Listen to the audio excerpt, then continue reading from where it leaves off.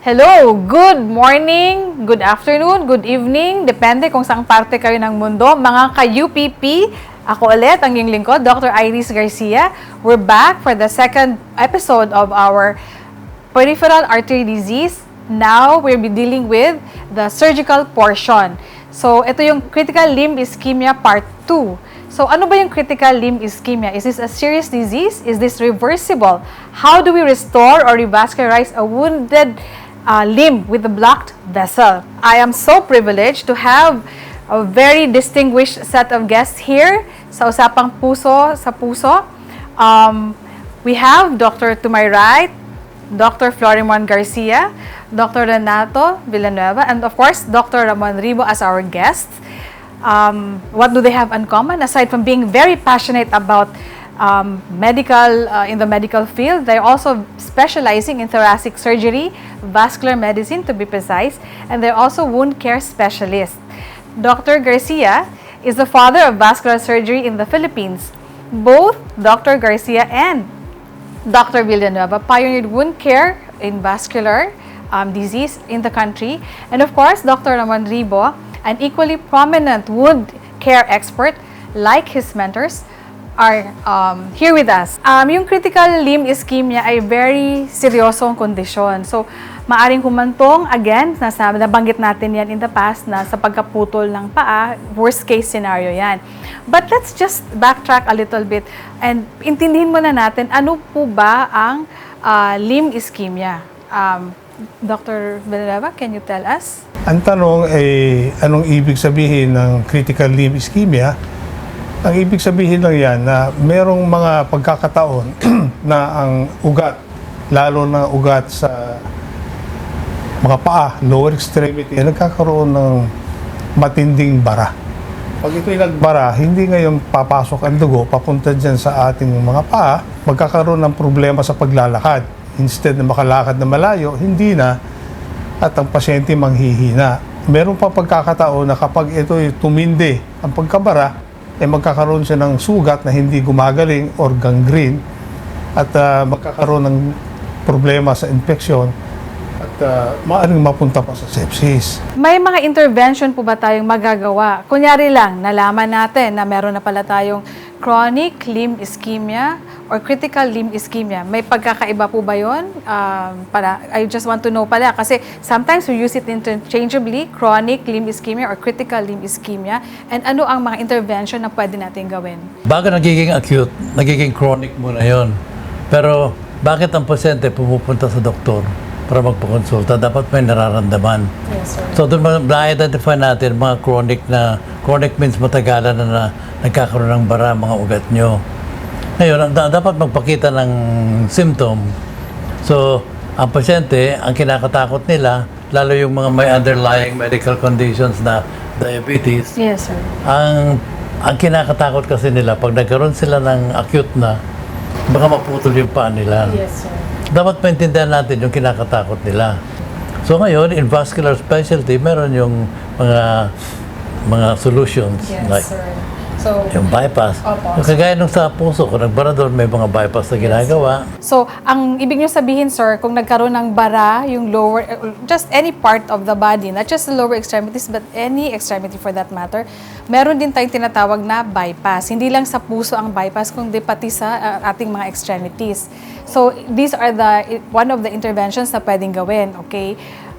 Kung sakali po ba, is it very accessible po ba itong mga intervention na ito? Madali po ba tayong makakakuha ng ganitong klaseng treatment? Dr. Ribo, can you explain? Sa atin kasi, marami na tayong regional hospitals, marami na tayong na-train, yung Philippine Heart Center maraming na-train, no? Yung iba rin naman nag-train abroad, no? So this is really accessible. The problem is, tanggap ba natin na magpapa-bypass tayo? I think we need to educate more, no? Hindi lang naman itong bypass na to na open surgical procedure na ginagawa natin, no? Ngayon meron na mga bago na tinatawag nating tinutusok lang pagkatapos tinatawag namin ng minimally invasive or endovascular. Manggagaling pagbukas ng bara dun mismo sa loob ng ating mga ugat. Those regional centers can offer, no? Minsan nga ginagawa na sa regional centers natin is kukuha ng ibang doktor na mag-iimbita para dun sa kanila. And karamihan yan, na itong sila Dr. Garcia, Dr. Villanueva, yan ang mga pioneers dun sa pagpunta, no? Mukha siyang mission, pero actually, we help, no? So this is actually, accessible na. Ang isa pang question is, kung ito ay, yung financially capable yung mga common tao dito. Oo. Karamihan na ngayon, kaya na kasi tumutulong na rin ng gobyerno, nandiyan na rin ng mga PhilHealth, no?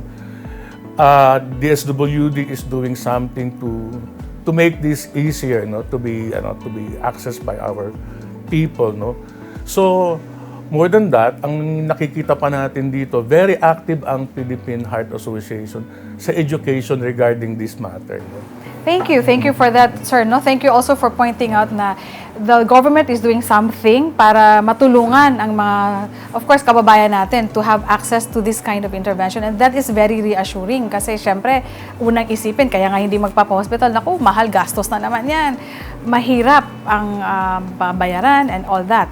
But now that you've mentioned na meron palang endovascular, as you've mentioned, yung intervention, no, susundutin or maglagay tayo ng parang stent para makadaloy ang dugo, that's very very helpful intervention. Aside from this po, ano pa po ba, how do we choose if it's an endovascular or a surgical bypass? Meron po ba tayong mga palatandaan or meron ba tayong criteria when to say na itong limb na to for bypass, this one pwede na tong endovascular, Dr. Villanueva? Meron kasing tinatawag nating yung sa unang usapang topic pa lang, chronic limb ischemia, ibig sabihin niya na it's beyond 2 weeks na problema ng pasyente. Hindi siya acute. So, hindi siya that kind of emergency. Una. At saka yung chronic limb ischemia, may mga pasyenteng wala naman talagang nararamdaman, nakita lang sa laboratory test na ito ay merong peripheral arterial disease. Ang pangalawa, merong pasyenteng nagpapakita naman ng, like what Dr. Garcia said, claudication. Yung pang naglalakad ng pasyente at a certain distance and sasakit ang paa. Ipapahinga niya at okay na naman, ilalakad niya, may problema na naman. Itong mga pasyenteng ito ay pwedeng gamutin. Gamot lang.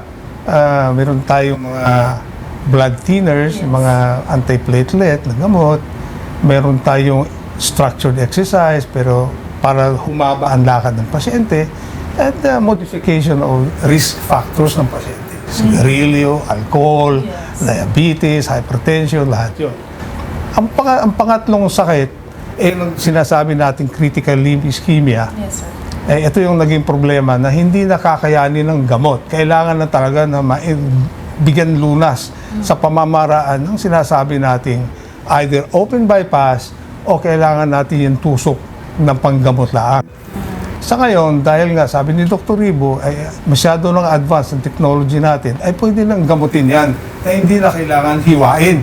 Tusok lang, bubuksan ng barado at ang pasyente ay makakauwi ng mas maaga.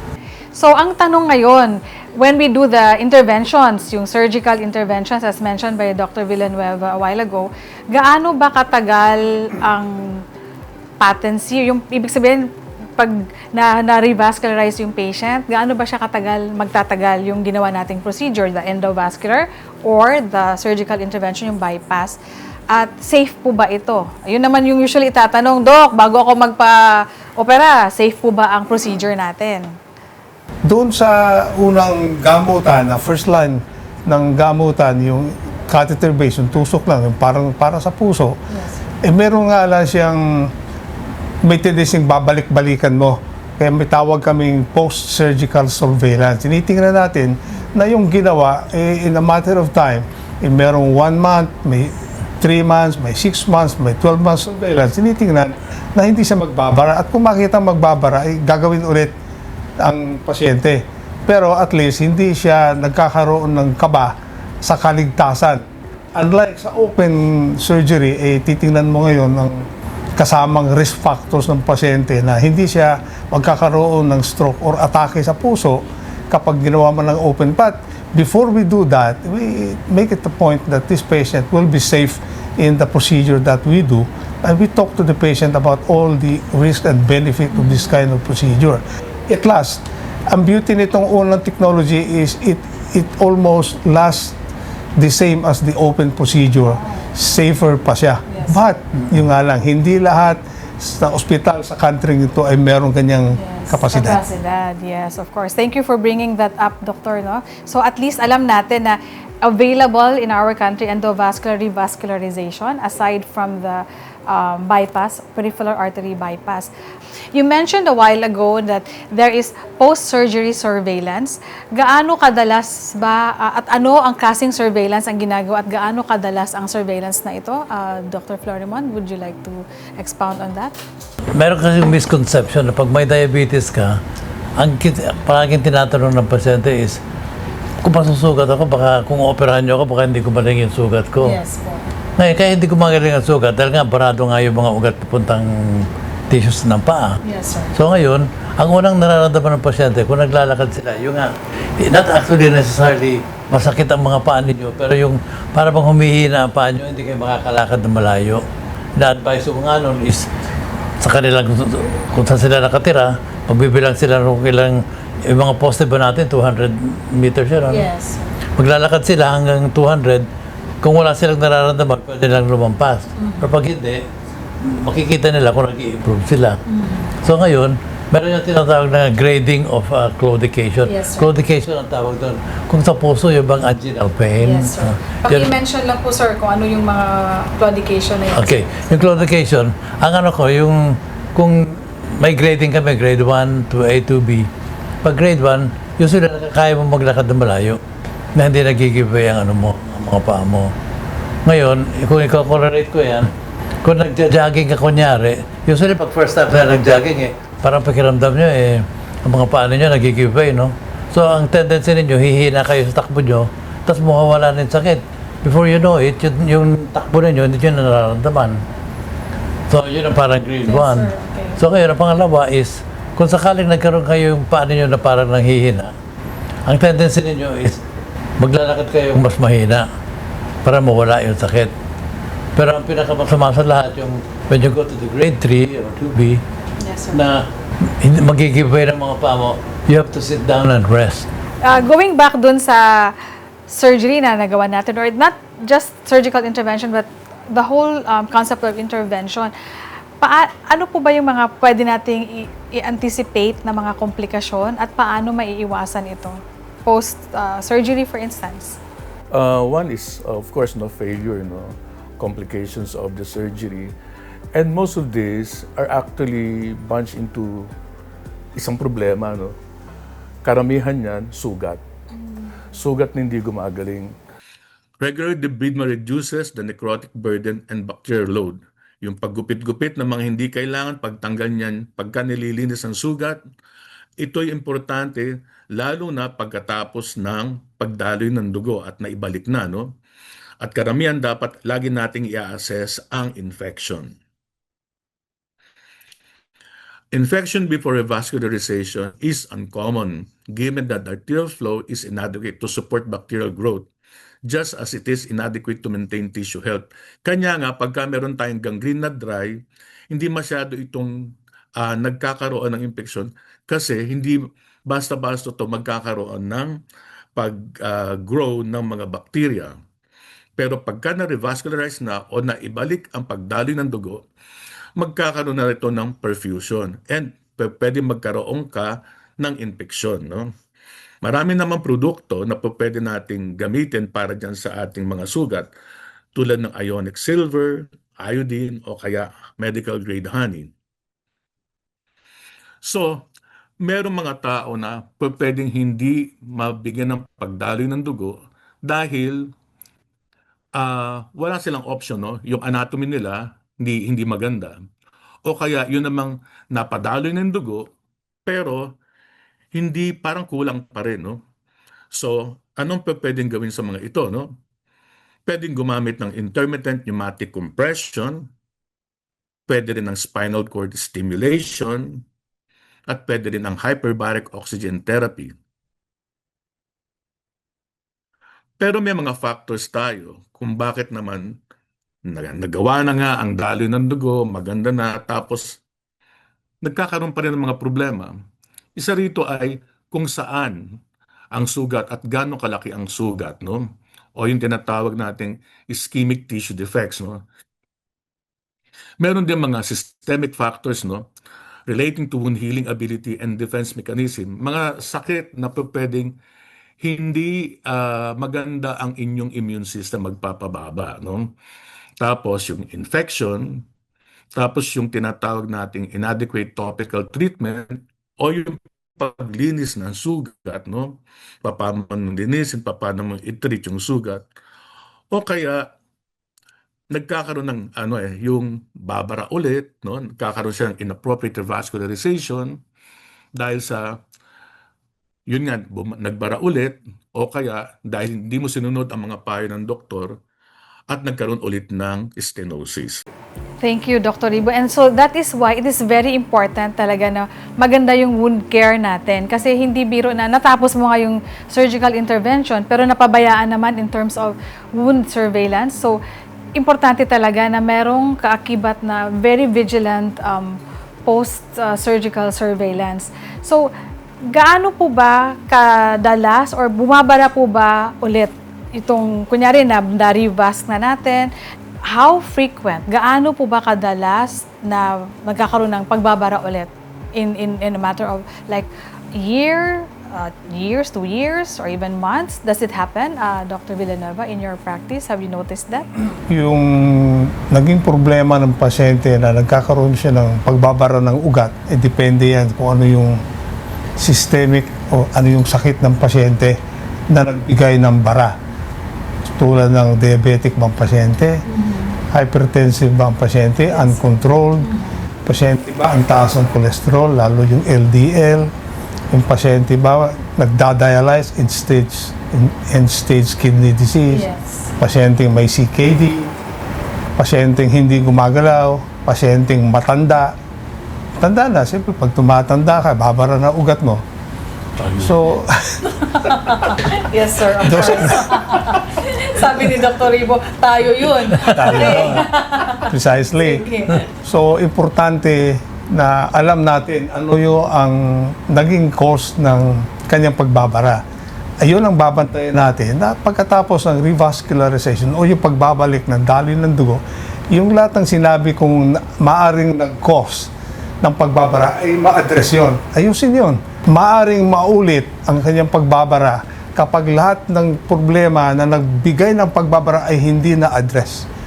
Pinabayaan, nagsigarilyo ulit, hindi gumalaw, hindi nag-exercise, ang taas ng cholesterol, kumain ng processed food, kumain ng red meat. Thank you for that, sir. So in other words, kung ano man yung mga underlying na sakit natin, kailangan well-controlled. Like well-controlled diabetes, well-controlled yung blood pressure, yung mga cholesterol natin, well-controlled din.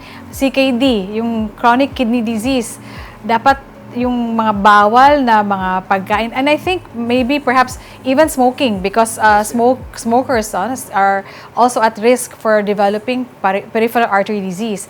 So it's very important na lahat ng mga bawal para wag tayong gumantong sa chronic limb ischemia. Ang PAD at critical limb ischemia ay kasing deadly ng maraming cancer, pero hindi ito napapansin. Patients and families nakafocus sa risk ng pagpuputol ng binti, but the real killer is cardiovascular death. Many clinicians, mga doktor, still under-recognize PAD as systemic atherosclerotic disease, not just a leg problem.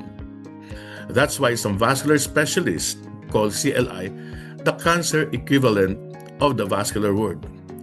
Ang PAD at CLI is as deadly as cancer but far less recognized, hindi masyadong napapansin. Ang PAD or PAD ay may fiber mortality rate na 15 to 30%. Sa 5 taon, ganyan ang mamamatay. PAD has a prognosis similar to many moderately lethal cancers, colorectal, bladder, yung sa bituka at dun sa pantog. Ang CLI or critical limb ischemia ay may fiber mortality rate na 50 to 60, sa iba pa nga 70%. Karamihan dito, 20 to 30% napuputulan ng paa within 1 year. Ang CLI is the same league as advanced cancer tulad ng cancer sa baga, sa pancreas, at sa atay in terms of lethality.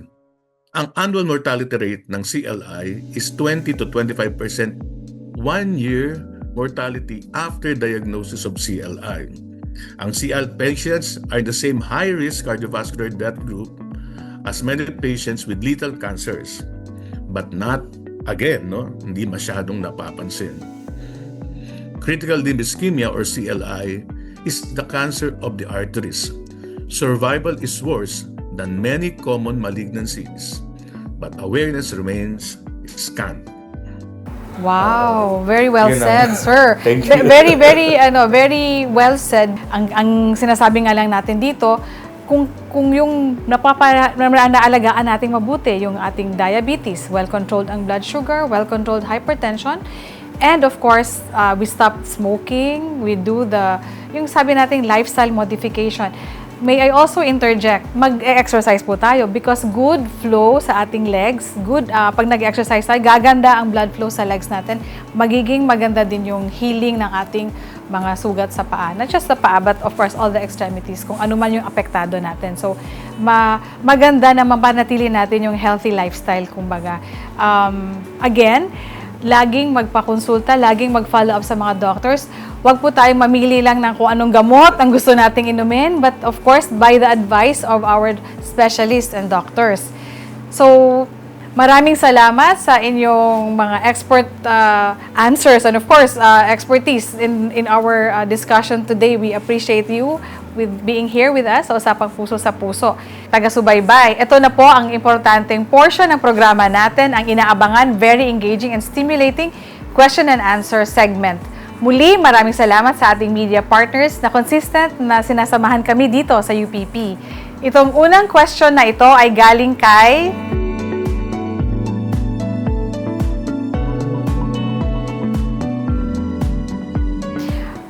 maaari po bang sagutin ni Dr. Florimon Garcia?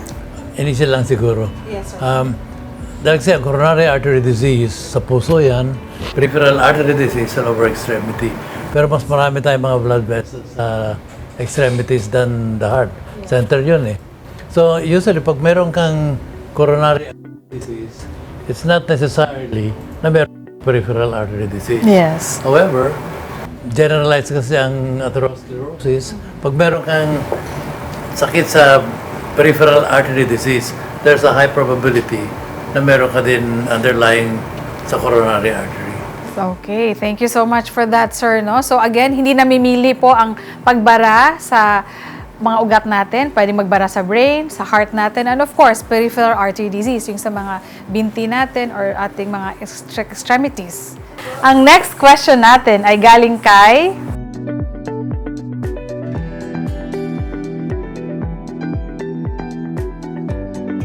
Can we ask Dr. Ribo? Merong silang usually hindi dun sa yung parang parang reverse, but to make the patient move. Kasi if you make the patient move, pati yung yung daloy ng dugo gaganda. So ito yung nakikita ko ron sa aking mga pasyente, merong sakit sa merong mga wounds, maaga nilang as long as the patient will not complain of pain, yung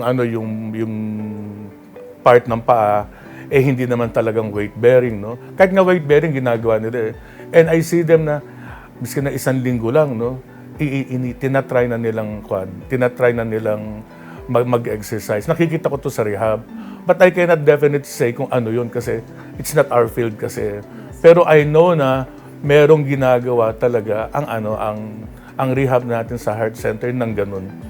Kasi ang kanilang sinasabi dyan make the patient move, make the blood flow better.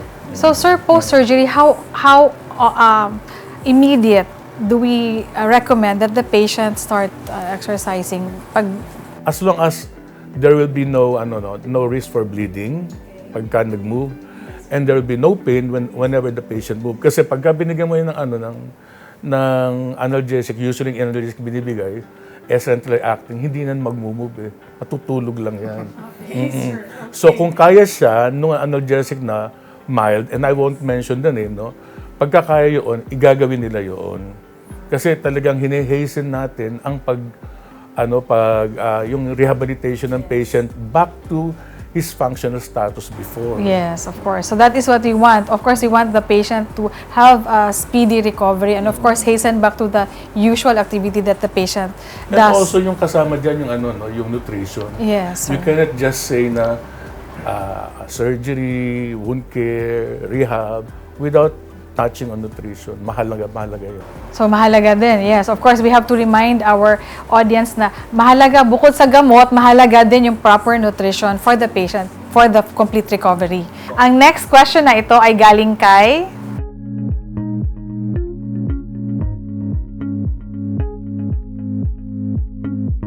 Yes, actually, presently we are trying to accumulate all census and different big institutions that cater with itong mga sakit sa paa, like the Heart Center, PGH, Rizal Medical, Quirino, Reyes. Titingnan natin kung gaano ang kadalas na nangyayari itong problemang ito so we can address them properly. The problem is lang, dahil sa kamahalan nga naman ay hindi kakayanin ng pasyente, we have to have government subsidy. So, ang titingnan natin that once we get all these census from the registry, ipapakita natin to ngayon sa PhilHealth na ang mga pasyente matutulungan natin dahil takot nga sila. Una, takot maputulan. Pangalawa, takot sa gastos. Yes. Pero pag hindi sila takot sa gastos, lalapit na yan sa ospital at matutulungan natin sila bago sila maputulan ng paa, which will, of course, limit their walking tolerance and their functional status. Yes. So, yan ang ipapakita namin sa PhilHealth. Probably we can use the what do you call this, the interventional cardio, Yes, sir. kung paano nila ginawa at nagkaroon sila ng package for PCI at makakatulong sila once na-present na namin yan na ito ang problema sa buong Pilipinas, not from the south, north to the south at sa Visayas. Kung matutulungan nyo, mabibigyan natin ng package, the more that we can actually save lives and therefore save families. Kasi kunyari, ang may sakit dito ay yung tatay, ay yung breadwinner, ay kawawa naman. Pag wala ng trabaho yan, ay lalong burden to the society. Walang trabaho yan at walang makakain. Yes, sir. So it's important that we're trying our best to probably lobby to PhilHealth that they should subsidize etong mga ganitong klaseng problema. Thank you for that, sir. So, to PhilHealth, of course, we want to push for inclusion of the surgical or intervention for acute limb ischemia, even critical limb ischemia for that matter. So, thank you, sir. This last question, of course, is from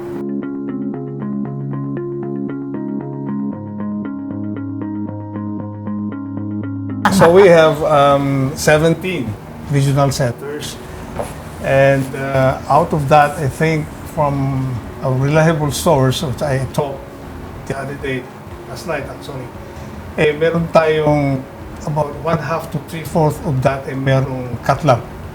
Cath lab is a facility where magagamit mo ang procedure na interventional or catheter-based, yung tusok lang. Pero bago tusok kasi, bago tayo mag-o-opera, either tusok lang or open surgery, kailangan natin ng imaging, yung bang diagnostic na parang x-ray, tawag natin CT scan, or MRI, or MRA, or CT, para makita natin kung ang pasyenteng ito ay talagang may bara, nasaan ang bara, at kung pwede nating i-bypass o buksan yung bara. So, importante yun na makita natin. So, ang regional centers natin, meron na silang something like, 1/2 to 3/4 of them has cath lab. Ngayon, ang cath lab, iisa lang. Ang pangalawa ay instrumentation, ang gamit or devices. Diyan sa mga centers na yan, available ba? At ang pinaka-importante ay yung operator at yung kanyang support staff na tutulong sa kanya. So, we have this support, or rather these regional centers na may mga cath lab pero medyo kulang pa tayo sa tao. nagagawa ng first line of treatment, yung tusok-tusok lang. But, regional centers, pagdating naman sa open surgery, ay capable. Kaya naman. Hindi naman kailangan ang very sophisticated na gamit tulad ng kailangan sa catheter-based o yung tusok lang. And apparently, we have in PATACSE, that's the Association of Thoracic and Cardiovascular Surgeons, we have something like 198 members. And we are dispersed in all areas in the Philippines, from north to south.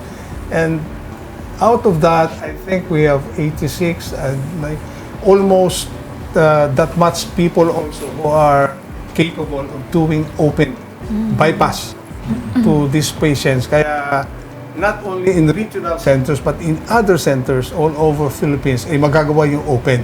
Medyo mahina tayo ng konti sa interventional, which is the first line, kasi we still need more of these interventional people, specialists. And presently, we have 4 lang yata na medical vascular interventionists and something like 6 surgical interventionists.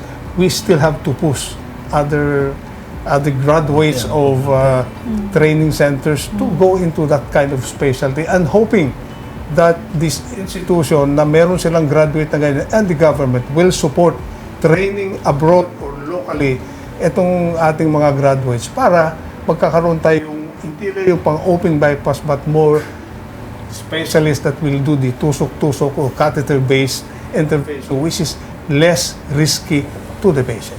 Okay, thank you, sir. Thank you so much. Thank you, everyone, for being with us. We have come to the end of our episode, and we thank all our special guests here, from Dr. Ribo, Dr. Villanueva, and of course, Dr. Garcia. May we ask for your parting words, Dr. Ribo, Dr. Villanueva, and Dr. Garcia? Dr. Garcia, sir? Ang gusto ko lang akong maipalunas sa inyo lahat. Ang peripheral artery disease to, talagang mahirap po yan dahil kasi magbabago ang lifestyle nyo sa bahay kung mawawalan kayo ng mga paa, at mas mahirap pa nga kung sa baba lang dito at sa taas. So ngayon, pag nasa bahay kayo at meron kayong disabled sa bahay, siyempre magbabago ang style nyo, pati yung lahat kayo mababago nyo. And that's what we are here for, limb salvage. Dapat palagi natin malaman na aalagaan natin ang mga paa ng mga tao natin, mga pasyente natin, dahil kasi yan ang mag-maintain ng ating klase ng kabuhayan dito sa bayan natin. Thank you. Dr. Villanueva? Pag kayo napunta sa doktor at ang nasabi ho sa inyo ang problema ugat, huwag naman ho kayo pupunta sa ibang specialty. Imbes na napunta ka agad sa ibang specialty na maaaring ma-advise kayong tanggalin na, huwag po. Meron tayong mga specialista tulad namin na ang aming hong advocacy at ang aming mission ay huwag kayo hong maputulan ng paa para hindi ho pumangit ang inyong buhay. Maraming salamat. And of course, Dr. Ribo? Nagpapasalamat muna ako sa PHA at kay Dr. Iris dito sa UPP. Mahirap paniwalaan na wala ka nararamdaman pero meron ka palang PAD, no? Pero ito ay totoo at marami sa atin ang merong mga sakit na magbibigay ng ganito, no? Karaniwan dito, diabetes. Yes, sir. Natatakot tayo sa lahat, pero hindi natin pinupuntahan ang doktor. Yes. So, doktor ay ang pinaka-best friend nyo pagdating dito, no? Huwag kayong matakot, no? Alam natin ito ay matagalang gamutan, matagalang surveillance, no? Ang tandaan nyo po, no? Pwede kayong ngayon wala kayong nararamdaman, sooner, magkakaroon din yan. Hindi na yung pakiramdam. Makikita niyo yung sugat na hindi gumagaling. Baka mamaya sasabihin sa yung puputulan kayo ng paa, kundi baka pati buhay niyo maputol pagka lumala ang inyong infeksyon. Kaya ang pinakamaganda rito is make your best friend the doctor, at isa pa, no, sinasabi namin, dito kailangan natin ng tiyaga. At kung may tiyaga, may paa. Thank you. Well said, Dr. Ribo. Well said. Again, this is Dr. Iris Garcia of another episode of Usapang Puso sa Puso, kung saan ang usapan ay mula sa puso para sa puso. Again, reminding you all na pahalagahan natin ang paa natin tulad ng pagmamahal natin sa puso natin. Maraming salamat sa lahat ng ating viewers. See you again.